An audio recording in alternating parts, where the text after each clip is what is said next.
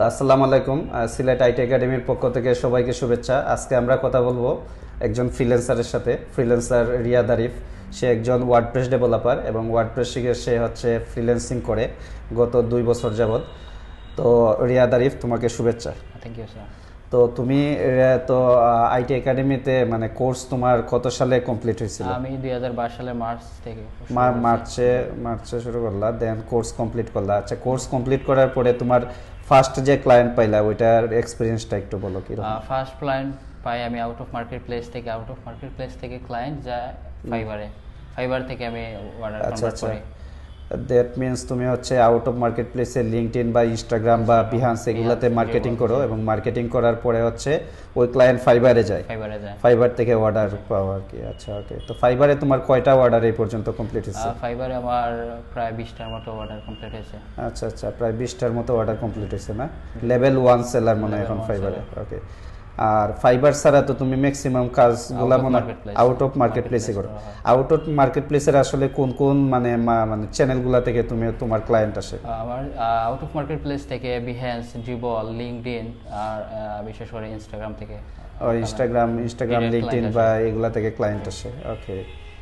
আর এই পর্যন্ত তোমার তো মোটামুটি অনেকগুলা কাজ করা হয়েছে। তো এই পর্যন্ত তোমার আসলে আর্নিংস কিরকম হয়েছে? মানে আর্নিংস অলমোস্ট $10,000 মতো। $10,000 মতো। দ্যাট মিনস প্রায় 12 লক্ষ টাকার মতো আর্নিংস হয়েছে গত 2 বছরে।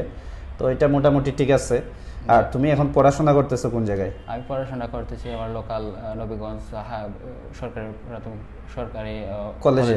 আচ্ছা আচ্ছা, নবীগঞ্জ কলেজে তুমি পড়াশোনা কোন ইয়ারে এখন? Honours first year English. Honours first ইয়ারে ভর্তিস। দ্যাট মিনস তুমি যখন ইন্টার পড়তা তখন থেকেই হচ্ছে ফ্রিল্যান্সিং স্টার্ট করো নাকি? আর এখন অনার্স ফার্স্ট ইয়ার চলে। তো অলমোস্ট ধরো 2 বছরে $10,000 আর্নিংস, এটা মোটামুটি অনেক ভালো।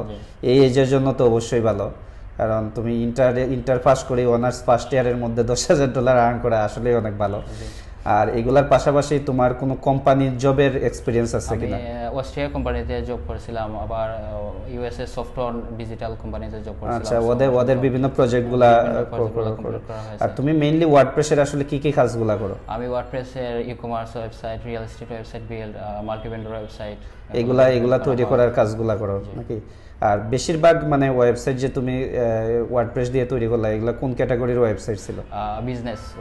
বিজনেস ওয়েবসাইট, বিভিন্ন বিজনেসগুলোর ওয়েবসাইট তৈরি করো। ওকে। আর লাস্ট টাইম হচ্ছে তোমার ওই যে অস্ট্রিয়া বেজ একটা কোম্পানিতে কিছুদিন কাজ করার এক্সপিরিয়েন্স আছে না? আচ্ছা, ওকে। তো ঠিক আছে রিয়াদ, তোমার জন্য রইল অনেক শুভকামনা, ভবিষ্যতে যেন আরো ভালো করতে পারো। আর তোমার অ্যাকচুয়ালি ভবিষ্যতের প্ল্যান কি? যে এখন পর্যন্ত ধরো তুমি 22 to 24 2 বছরে ধরো $10,000 আর্নিংস হয়েছে, দ্যাটস গুড।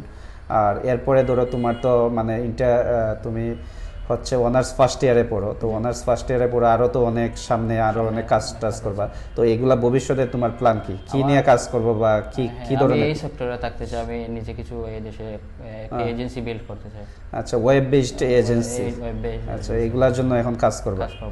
আচ্ছা, এটা ভালো যে পার্সোনাল ফ্রিল্যান্সিং থেকে আস্তে আস্তে এজেন্সি বেসড কাজকর্ম করা। এবং সবারই অলমোস্ট একটা টার্গেট থাকে যে নিজে ধরেন 2-4 বছর বা 5 বছর কাজ করার পরে একটা এজেন্সি যদি বিল্ড করা যায় দেন আরও অনেক লোকের কর্মসংস্থান হয়। তো এটা ভালোই হবে। তো রিয়াদের জন্য রইল অনেক শুভকামনা। Thank you.